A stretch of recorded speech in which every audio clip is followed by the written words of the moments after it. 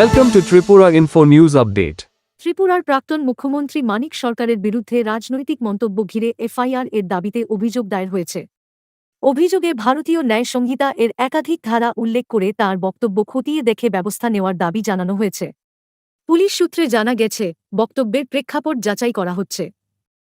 প্রয়োজনে মানিক সরকারকে নোটিশ দিয়ে তার বক্তব্য জানতে পারে পুলিশ। রাজ্যের প্রাক্তন মুখ্যমন্ত্রী জেলবন আন্দোলন কর্মসূচিতে কিছু বক্তব্য রাখছেন, যেটা যে রাজ্যে জঙ্গি আন্দোলন আবশ্যক। এটা আমরা মনে করি জঙ্গি মানেই যারা বিচ্ছিন্নতাবাদী শক্তি, যারা দেশের সার্বভৌমত্ব, অখণ্ডতা, শান্তি, সমৃদ্ধির পক্ষে বিপজ্জনক।